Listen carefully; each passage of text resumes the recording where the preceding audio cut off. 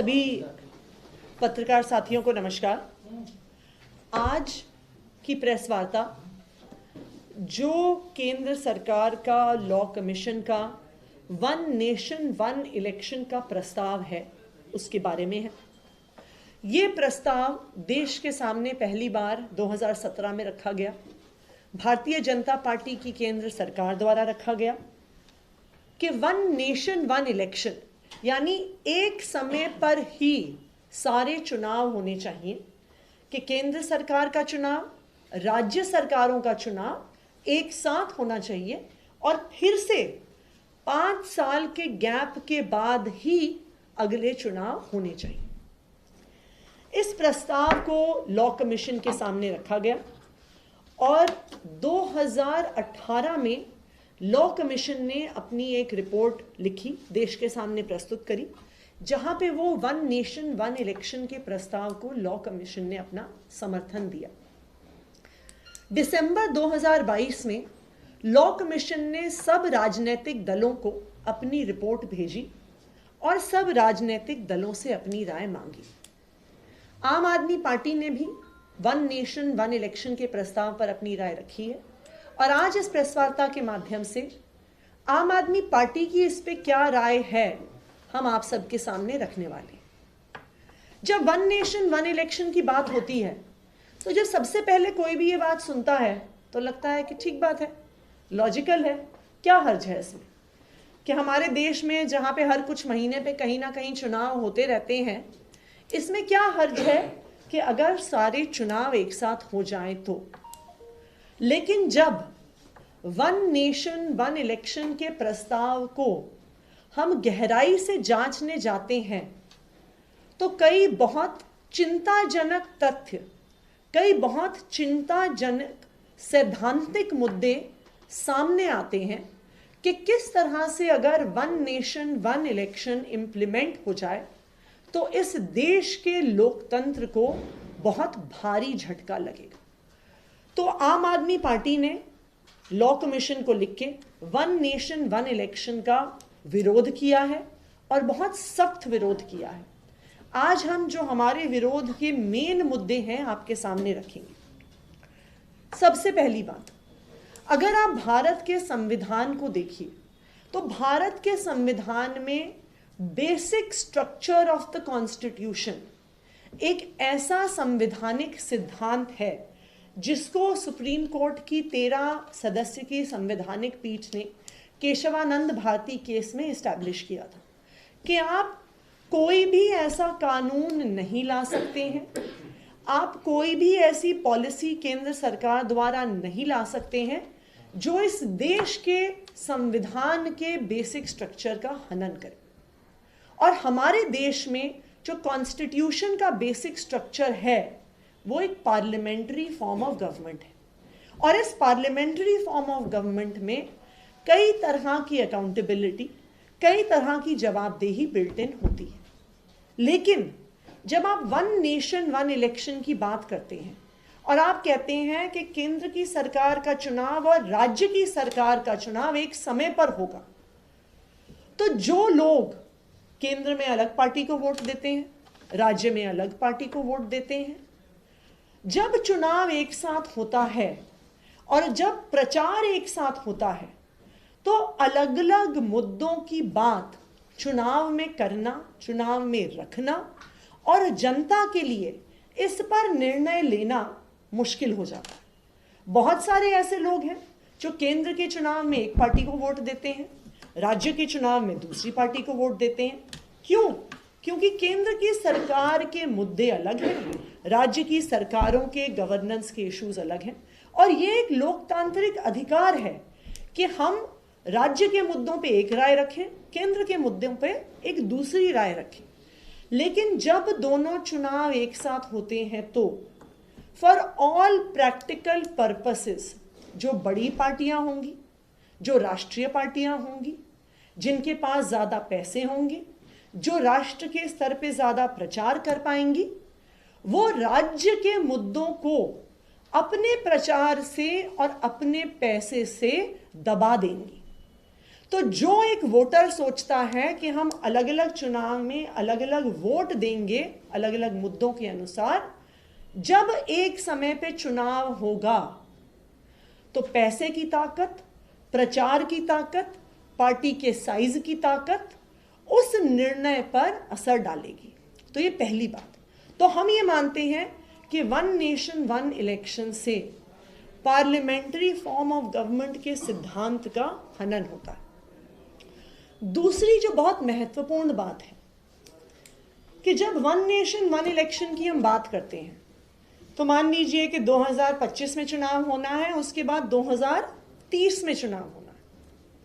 पर मान लीजिए कि किसी भी राज्य में या केंद्र में अगर कोई सरकार कॉन्फिडेंस खो देती है, मान लीजिए कोई कोalition की सरकार बनती है, वो कॉन्फिडेंस ऑफ द हाउस खो देती है, लेकिन फिर भी अगर 2 साल के अंदर अंदर कोई सरकार गिर जाती है, लेकिन फिर भी 3 साल तक चुनाव नहीं हो सकता।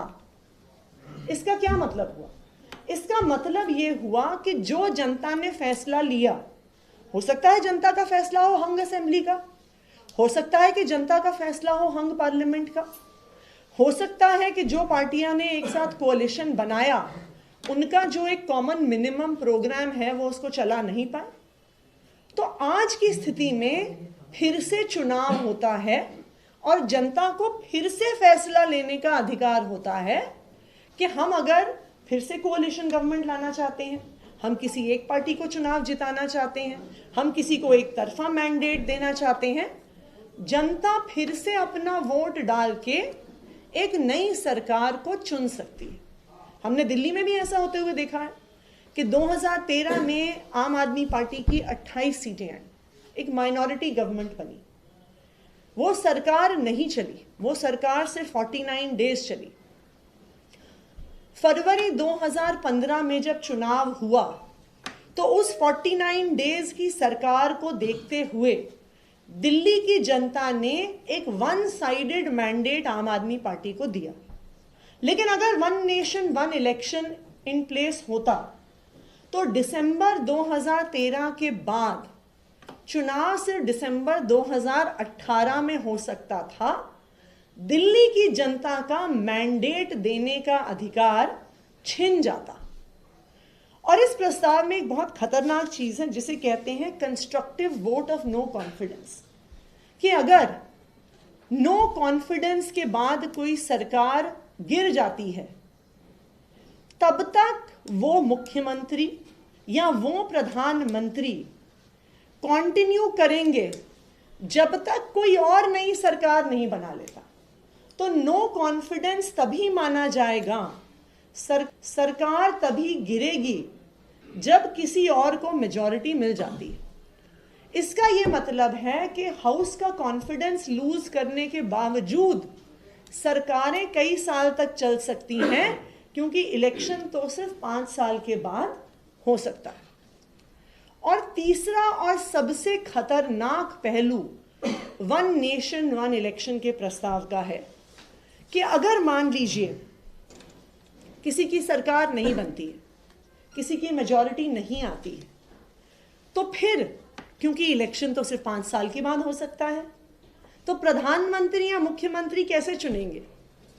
तो ये प्रस्ताव है इस वन नेशन वन इलेक्शन की रिपोर्ट में कि फिर जिस तरह से स्पीकर का चुनाव होता है जिसमें कोई एंटी डिफेक्शन लॉ नहीं होता, उसी तरह से एंटी डिफेक्शन को रद्द करते हुए किसी भी एमएलए किसी भी एमपी को डायरेक्टली मुख्यमंत्री और प्रधानमंत्री चुनने का अधिकार होगा। इसका मतलब क्या हुआ? इसका मतलब हुआ कि जो भारतीय जनता पार्टी आज गैर कानूनी गैर संवैधानिक तरीके से ऑपरेशन लोटस करती है, विधायकों को खरीदती और बेचती है, वो वन नेशन वन इलेक्शन में एक कानूनी और संवैधानिक तरीका हो जाएगा, क्योंकि एंटी डिफेक्शन लॉ खत्म होकर किसी भी पार्टी का विधायक, किसी भी पार्टी का सांसद किसी दूसरी पार्टी के मुख्यमंत्री या किसी दूसरी पार्टी के प्रधानमंत्री के लिए वोट कर सकता है। ये हमारे देश के लोकतंत्र के लिए बहुत ही खतरनाक बात है और हम इन्हीं कारणों से वन नेशन वन इलेक्शन के प्रस्ताव का पुरजोर विरोध करते हैं। हमारा तो ये भी सवाल है कि ये प्रस्ताव लाया क्यों जा रहा है। बार बार एक ही चीज बोली जाती है कि इलेक्शंस में बहुत खर्चा होता है, इलेक्शंस बहुत महंगा एक प्रोसेस होता है, जिसकी वजह से हम वन नेशन वन इलेक्शन को लेके आ रहे हैं। 2019 के जनरल इलेक्शन में 9,000 करोड़ रुपया खर्च हुआ था। तो अगर हम ये माने कि स्टेट का इलेक्शंस करवाने में भी अक्रॉस द कंट्री उतना ही पैसा खर्च होता है, दोनों इलेक्शंस अगर साइमल्टेनियसली कराएंगे तो ऑब्वियसली ज़्यादा रिसोर्सेज लगेंगे, ज़्यादा ईवीएम्स लगेंगी, ज़्यादा फोर्स लगेगा, तो हम मान लें कि 9,000 का 50% तो खर्च हो ही जाएगा।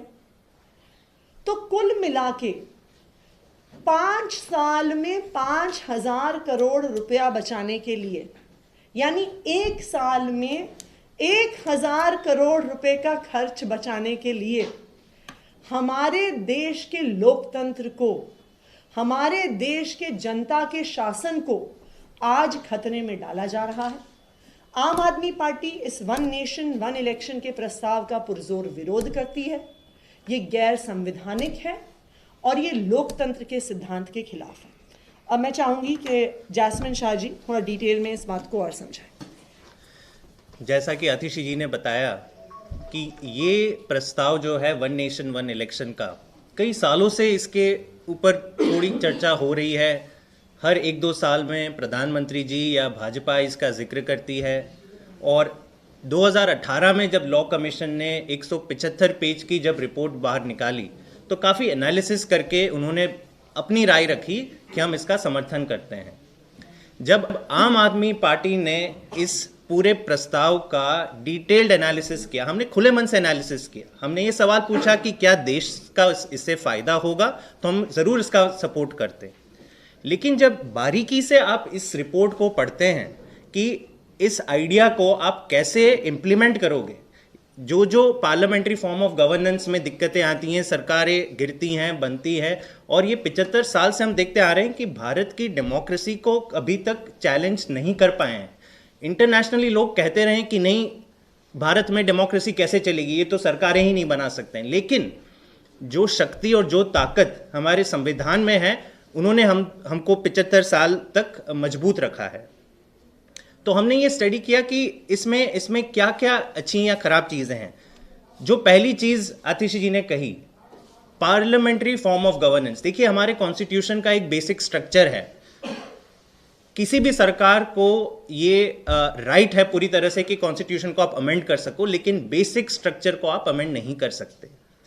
और बेसिक स्ट्रक्चर का एक जो सिद्धांत है वो है पार्लियामेंट्री फॉर्म ऑफ गवर्नेंस।